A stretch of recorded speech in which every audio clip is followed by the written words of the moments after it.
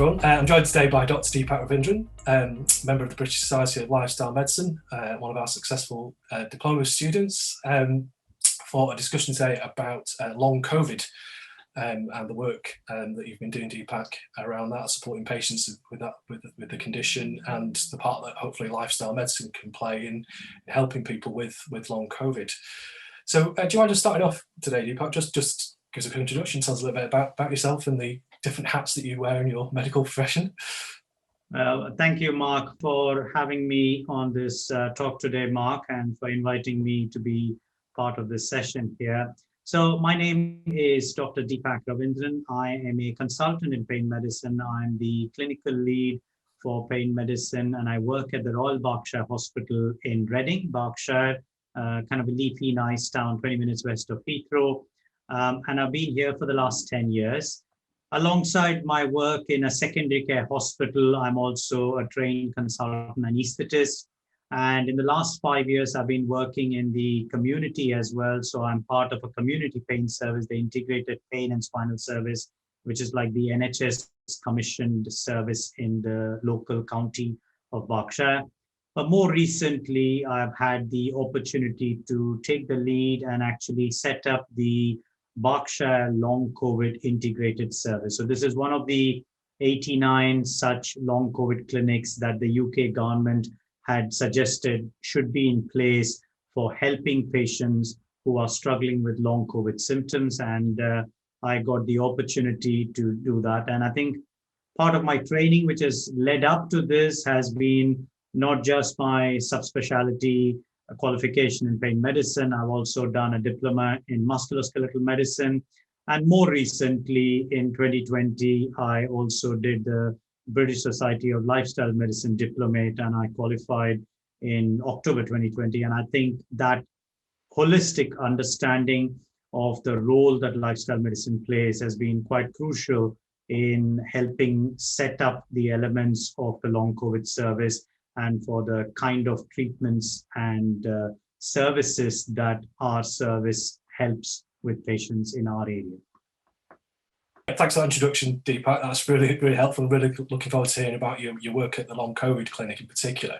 Would you mind just starting off by telling us a little bit about what long COVID is, really? You know, what are the main symptoms, and why do we think some people who've had the virus might get long COVID and others don't?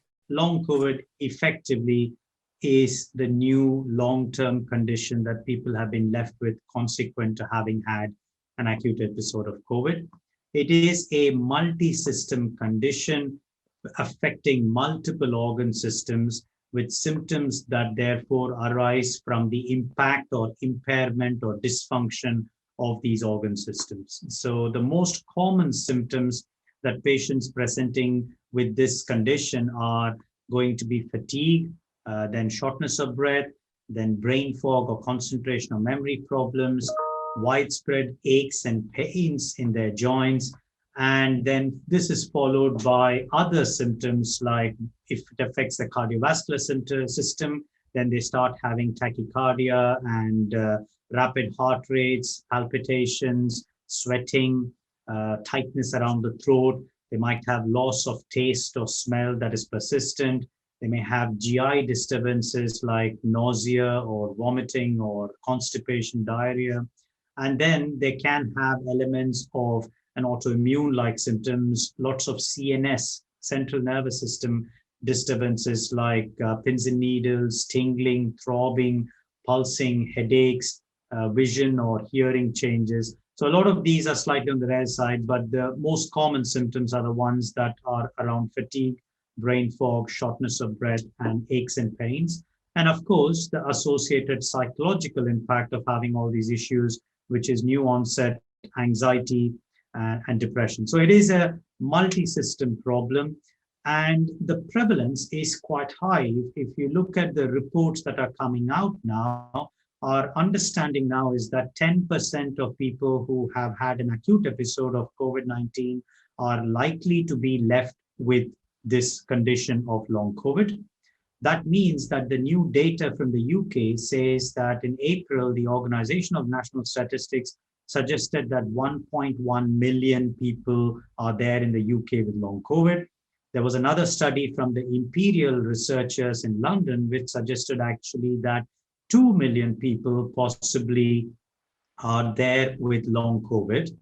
And there is a gap in here because although we suspect that there must be that many people with long COVID, GPs are making only up to 25,000 diagnoses of long COVID as of July 2021. So there is a lot of problems in that we do not know whether the GPs are not coding it properly or whether not enough people are presenting to the services, or that it is just not being recognized and understood very well. So there is all of these barriers and inequalities that we need to address, but we are looking at a condition that is affecting a substantial percentage of the UK population, especially those who have had COVID.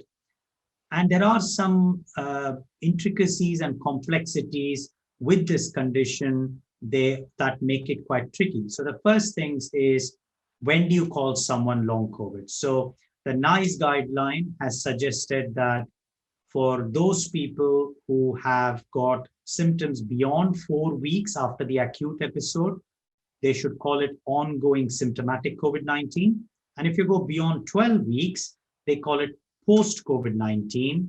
And long COVID is the user-generated, the public-generated term that has become common. And long COVID, according to NICE, covers anyone after 4 weeks. So it's not more than just 12 weeks alone. It is anyone after 4 weeks who's got all these symptoms that I mentioned about and has been struggling with it beyond 4 weeks' time. So that is, first of all, the definition of long COVID. The second thing that is complex about it is we thought that people who had a very severe infection of acute COVID, those who were hospitalized, were the ones who might be suffering from long COVID. But after having done 6 months of the long COVID service in my local area, I can confirm that actually more than 70 to 80% of patients being referred to my service, and that is seeming to be representative of other long COVID services in the UK, is that most of the people referred are people who have never been hospitalized, who have been in the community with what they had was mild or moderate symptoms, and sometimes no symptoms at all. They wouldn't even have had fever or cold or cough or anything. They would have just had a loss of taste or smell or some GI disturbance. But then a few weeks later, they start to experience fatigue and shortness of breath and heart rate problems and pain. So that is the spectrum which makes things quite complex in how you diagnose. And the third is we're realizing that we are seeing some other facets of this multi-system problem. So some people are having clotting abnormalities and coagulation disorders. There's new onset diabetes that's coming up. There's new onset heart or other problems that are coming up.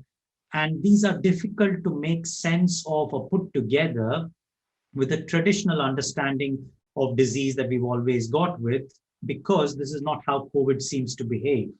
So these have complicated our understanding, definition, diagnosis, and prevalence of long COVID. Thanks very much for that, Deepak. As you say, it's a hugely complex picture, and we're only really beginning to scratch the surface, I think, on it, aren't we? But obviously a massive range of symptoms there, which is affecting huge numbers of people in the UK who've gone around the world who've had COVID.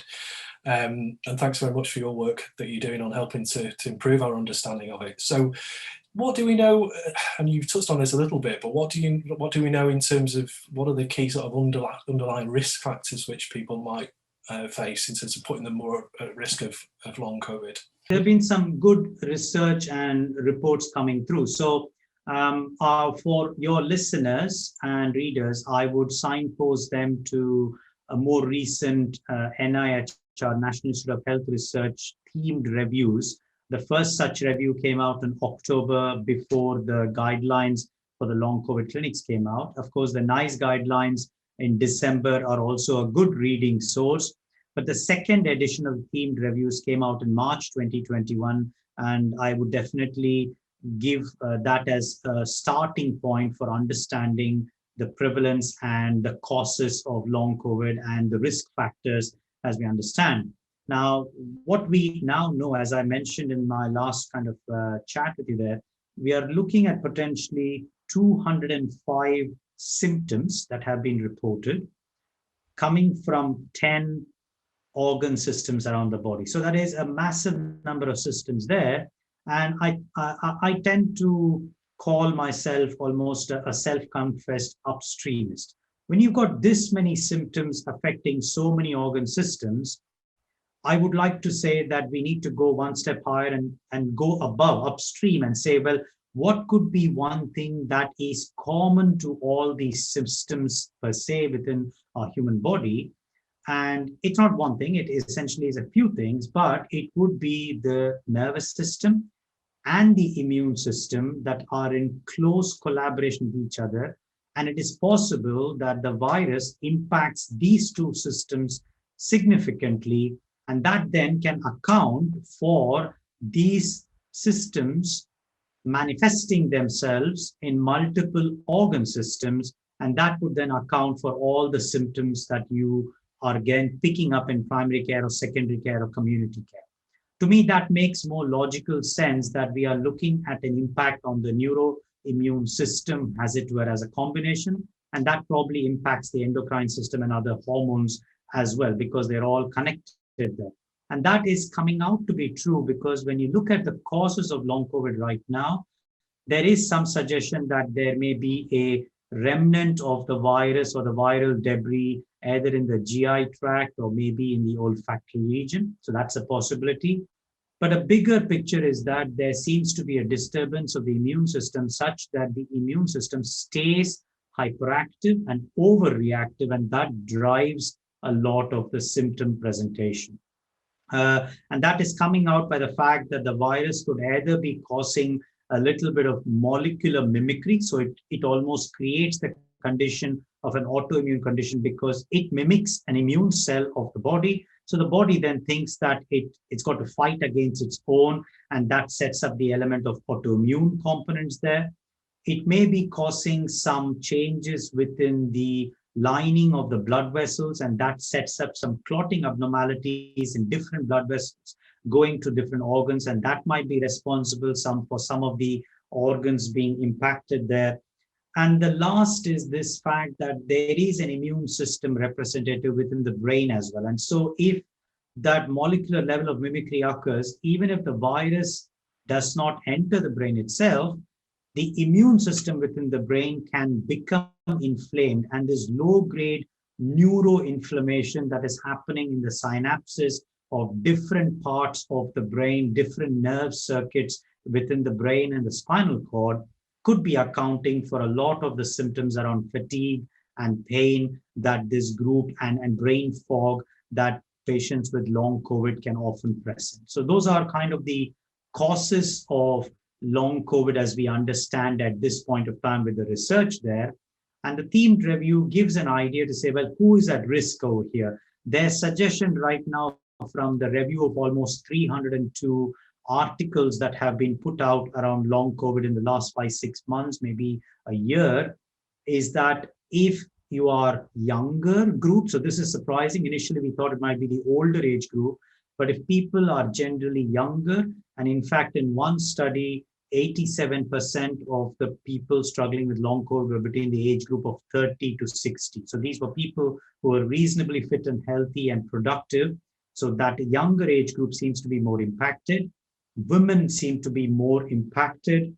People with multiple comorbidities or other medical conditions or ongoing non-communicable lifestyle conditions, obesity, seem to be more at risk. There is a suggestion that obviously people who are living in socially deprived areas or ethnically diverse, or for that matter, deprivation standards there could be contributing, but the signal is not yet very clear in that group of people. More research needs to be done to delineate that. Okay, that's brilliant. Thanks for that, Deepak. It's fascinating to hear that word inflammation cropping up again, which obviously those of us who are interested in lifestyle medicine, it's a recurring theme. But yeah, it's a complex picture in terms of those most at risk, and it's not as simple as to say it's just those with chronic underlying health conditions. Like you say, lots of people who are young and fit and healthy are also at risk. It looks as though that's the case. So where do you think lifestyle medicine does come in that case then, and what contribution do you think it can make? So the work at the Berkshire Long COVID Service is very much a multidisciplinary approach. And I think if you look at the principles of lifestyle medicine, so for example, the 6 pillars of lifestyle medicine that we talk about in terms of physical activity and movement, in terms of diet and nutrition, sleep, hygiene, and then stress reduction mechanisms, healthy relationship building, and finally the reduction of harmful substances, 5 out of those 6 do matter and make a difference when you are looking at a new long-term condition where inflammation of some kind or an impact on the nervous and immune system seems to be driving it. So it would make sense that those principles of lifestyle medicine are very relevant here. And in fact, when I speak to some of the patients who have recovered, some of the patients who are recovering from long COVID, it is very clear to me that they are all having to employ various principles of lifestyle medicine in order to improve their health, because at this point of time, we don't have a cure. We are only now beginning to understand the condition and understand the molecular mechanisms behind it. We are still a fair distance away from finding a clear cure for it. And my understanding of the condition now, and having seen what it represents as a neuroimmune dysfunction with impact on the autonomic system, is that it is unlikely that there will be a single silver bullet to fix this problem. So we will have to look at a multi-pronged, multidisciplinary approach, which is what lifestyle medicine does impart and does teach us and take us on board. So, for example, even with the long COVID service there, the themed review shows that 77% of patients do want a one-stop clinic that can help them with understanding all these elements of getting back to living a productive quality of life. And the reality is that only 16% up to now in a survey that was conducted had ever seen a psychologist for understanding about their mood and stress reduction health.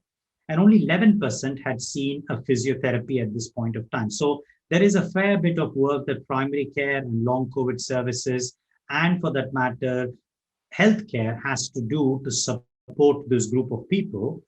And from my understanding, and we have had in my service, we've had 700 referrals up to now. We've seen over 400 patients. And as a service, we went live on November 30th. So that was the date that the NHS wanted the services to go live. And so we were one of the first services to go live on that date there. So we've been functioning since November 30th, 2020. And we've seen up to 400 patients up to now. And the remarkable thing that we're again picking up is that most of these patients are having normal assessment and investigations. So despite their symptoms, their blood results are broadly normal. Their MRI scans or CT scans or any investigations of their lungs or their heart is coming back as normal, which means that the virus is causing an impact at a level to the nervous and immune systems that is right now not coming up as a positive on any of the traditional metrics of measurement that we have. So this is not to say that there may be some biomarkers that will come through research. $1.5 billion of research has been promised for long COVID in the US, up to 25 to 50 million pounds has been promised towards research into long COVID in the UK. So I'm sure that in the next 2-3 years, we may have some more sensitive tests and biomarkers. But at this time, we are not picking up any worrying or sinister signals of long-term problems there. There are obviously small groups of people who need more monitoring and investigation, but by and large, they all need rehabilitation and support in multiple dimensions, which is what lifestyle medicine enables the practitioners and people to provide, to think of the person as a whole, to provide a person-centered, holistic, trauma-informed model that involves the lifestyle medicine physician kind of helping guide and support the patient with the help of a team that can then put into place. So in my team, we've got psychologists, occupational therapists, fatigue physiotherapists, respiratory therapists there, social workers linking in with social prescribing, and then working with other GPs and other colleagues and specialist cardiologists, neurologists, as well as respiratory consultants in order to provide a more rounded, holistic approach. And I think that's what we are ultimately trying to do. We are trying to provide a team-based approach to calming the nervous and immune systems down, to rest their systems and allow them to recover and get back to a productive quality of life. That's perfect. Thanks, Deepak. As you say, there's no silver bullet available, unfortunately, yet, but what is clear, it is going to require that team multidisciplinary approach, isn't it, really? And it's great to hear that, you know, lifestyle medicine can play a part in that. So just finally, if we can just move on to what are your kind of practical tips that you know, some of the things you're using in the clinic there that you could offer to people? What can people do who are suffering from long COVID? Well, I'm the author of a book called The Painfree Mindset, and in that I try to bring in many of these lifestyle medicine principles to managing and helping patients overcome their chronic pain itself. And I have, although it's called mindset, the mindset also works doubly as an acronym. And the acronym is, so that the M is for medications, the I is for interventions, the N is for neuroscience and stress reduction, the D is for diet and microbiome, the S is for sleep management there, and E is for physical activity and exercise, and T is for therapies of mind and body. And I tend to almost, in my mind, have a similar construct for looking after long COVID patients, is to apply that same mindset concept to overcoming long COVID as well. And at this point of time, to me, it seems like a good framework to look and make sure that you've got everything in place for supporting your long COVID patients. So first things, the key tips there with regards to medication, a lot of long COVID patients in social media and around are reading up, and they're finding out that sometimes there may be an element of mast cell. You know, mast cells are a particular kind of immune cells which seem to become overactivated, and there is a multi-system disorder called mast cell activation syndrome, and some patients may have a mast cell intolerance. So there is a suggestion that antihistamines may be of benefit. So there is a possibility that within the medication, the M part of it, there may be a role for antihistamines, 4 to 6 week trial of such drugs. The evidence is still being looked at, but it is fairly low tech, and it's easy, and it is available widespread in the GP land. So something to consider for your patients. If it is cardiovascular system and they have tachycardia or palpitations, there may be a role for beta blockers or other drugs like ivabradine. If it is respiratory system and breathlessness, there may be a role for inhalers. There may be a role for pain medications if aches and pains are an issue there in shared discussion with the patients. There may be a role for some amount of steroids at suitable junctures if required. So in terms of medication, this gives a framework that these are all the drugs that could be of potential benefit in this group of patients. Then next we come to interventions, the I. What kind of intervention? So for example, with breathing, if breathlessness is still a persistent problem for long COVID patients and their spirometry and their lung function tests are broadly normal, but they're still having breathlessness, we think that this is a problem of the autonomic system. That is, their sympathetic and parasympathetic system control of their breathing is impaired. And so a lot of patients might benefit from actually breathing retraining. So there are websites, for example, longcovidphysio.org, and there are other websites for breathing pattern disorders. And then your listeners will be able to get some help for breathing pattern retraining for the patients. This might be something as simple as breathing exercises like box breathing or 3-4-5 breathing, but there are other ways as well that this can be taught, and the physios can help in that. In our local area, we have a collaboration with the English National Opera who are using singing as a way of getting that breathing retraining as well. So innovative approaches can be looked at there. If there is smell problem that is persisting, then smell retraining is an option with a charity called Absent, so that's an option there. And there are musculoskeletal rehabilitation. Again, it may be another form of retraining, of gradual improvement using pacing techniques. That can be an intervention there. I think there are no big surgeries or injections that have really come up as suitable for long COVID, but there are always going to be some groups of patients who may need to be assessed and individually looked at to see whether there may be other interventions that could work. Next is neuroscience, the nervous system and stress management. Sometimes talking to patients, one of the biggest things that long COVID patients coming to a clinic like ours have said, they feel validated when they've been listened to, when they've been understood, and they can understand that there are more people like them suffering the problem and that they are not alone. So sometimes the sheer understanding of the condition and listening to the patient can be a powerful validation and reduce their levels of anxiety and stress that they feel. But again, that stress management can be a lot of the techniques that lifestyle medicine diplomates already learn, and that can be the same stress reduction techniques that can be incorporated into here. So a variety of mindfulness-based approaches can be incorporated and brought into here and provided for the patients with this as part of stress reduction techniques and anxiety management techniques there. The most important, I think, in my view, is around diet and nutrition. And there is a good role for this. As I told you, if we are looking at the immune system being a problem in long COVID at this point of time, an overactive immune system, we know that the immune system is present predominantly, 80 to 90% of the immune system is present predominantly around the intestine.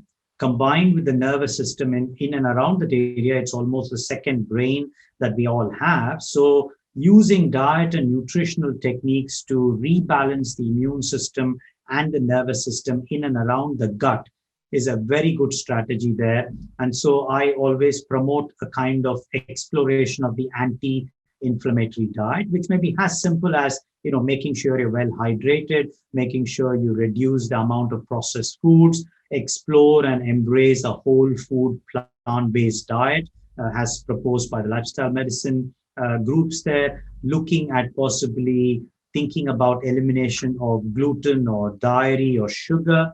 And one of the things that again is coming up because people are talking about histamine intolerance, there is a suggestion that low histamine diet. So looking at your diet and cutting out some foodstuffs that might be high in histamine could also be a potential therapeutic way of approaching it. It does need a bit more evidence base to make sure that the low histamine diet works for everyone. There are anecdotal reports on social media and on the internet that low histamine diets can be life-changing, but the evidence for it is still accumulating. So I would recommend that those of you who are listening to it, who want to consider low histamine, make sure you are working with a nutritionist or a dietitian or a lifestyle medicine physician with that particular sub-interest to make sure you're properly supported in trying a low histamine diet as part of an anti-inflammatory lifestyle. Other options I would definitely consider is to look at the time of eating, intermittent fasting techniques or making sure you eat within a time restricted window can also be other ways of making and bringing in an anti-inflammatory component to your diet and microbiome change, the use of prebiotics and probiotics. There is no evidence strongly for long COVID, but overall for anti-inflammation, I think is worth it. The next is going to be around sleep. Sleep disorders and insomnia and sometimes excessive sleepiness have all been reported in long COVID. It is a big problem and quite a common problem. And I told you a lot of the theories around why this occurs is either there is a low-grade neuroinflammation impacting on certain regions of the brain that may cause excessive sleepiness or tiredness. And on the other side, it may be that there is a low-grade neuroinflammation affecting some of the circuits, what we call the default mode network in the brain. And that can mean you're almost wired up. Your sympathetic system is on go, go, go. Your fight and flight is on go, go, go. And that means you get sleeplessness and insomnia because you just are so wired up there. So either of this means that there is a role for using technology, using wearables, using sleep trackers, using nutrition and physical activity, all those things that we study in lifestyle medicine as a way of regulating sleep hours and bringing it to that 7 to 9 hours that is recommended, is all possible. But we need to understand that it may need a bit of time. It may need a few weeks of putting in variety of sleep hygiene techniques, a set of habits that we can do in the run up to falling asleep, and as well as other techniques we do on getting up. So all of that needs to be imparted. And I think lifestyle medicine does teach us those skills in how to examine, ask for the right kind of sleep questions, and then do the appropriate steps and recommendations in regulating sleep and helping patients with sleep hygiene techniques. So quite useful and very useful on that. Next is physical activity, which is a core lifestyle medicine pillar. And for me, E is kind of exercise and physical activity. This is a hotly contested and controversial area within long COVID, because there's this group of patients with long COVID where they have symptoms that are very, very similar to patients who are having ME or CFS. So all this talk about graded exercise therapy, which used to be recommended for ME and CFS, is an absolute no-no. Even the NICE guidance has taken away that context of graded exercise therapy completely. And what we now think is post-exertional malaise. It's not malaise. Malaise seems to say that it's only tiredness, but people with long COVID, if they do a little bit more exertion, what they have is post-exertional symptom exacerbation. All their symptoms can get worse if they do more exercise than they planned. And there are different ways to manage it and recognize it. From my context and my understanding and discussion with my physiotherapist and my respiratory therapist and my fatigue therapist and psychologist that I'm talking with, we are now looking and we're calling it symptom titrated physical activity. That should be the recommendation. I would encourage all my lifestyle medicine diplomate colleagues to read up a little bit more. I had to upskill myself in this. It's not difficult, but it is something that would be very useful to talk about symptom titrated physical activity. We want to be able to provide a very individualized assessment to our long COVID patients, and we want to then generate a personalized prescription. And we want to use these principles of symptom titrated physical activity to enhance their mitochondrial store. So if you think about it, it's almost like they have a certain amount of energy. So if you use the spoon theory, which might be familiar to some of my lifestyle medicine diplomates, is that you have a certain number of spoons, and those spoons determine how much energy store that you have. Now, COVID may cause a problem with the mitochondria within your cells. So your energy capacity and production may be impaired. So you've got two measures. One is you can determine how much is expended during the day. The other is to see how much energy you can add in over the day. Adding in is possible with dietary supplements or diet changes and appropriate energy-rich additions, antioxidants and all of the stuff. But energy expenditure, which is what we're talking about in terms of physical activity, needs to be more carefully titrated. And we need to have that honest discussion and help our patients. As I told you, a lot of our long COVID patients are people between the ages of 20 to 50, 30 to 60. These have been people who have been very fit and healthy, half marathoners, very active, very physically, gym and personal trainers kind of thing. So we need to kind of teach them about pacing, make sure that they understand what it is that their body is capable now, and work with them to gradually improve and improve. It's a difficult discussion, but it is something that we have to do and work with them to see how it can be done slowly. Because if they overdo it, this is something that is noticed in athletes. And I was doing a podcast recently with Nick Hollis, who's a mountaineer who's actually preparing for an expedition where he's going to row across the oceans there. He's already climbed up the 7 peaks in 7 continents, and he's gone to the 2 poles, and he caught long COVID when he was trying to go across, just as he was preparing to row across the Atlantic.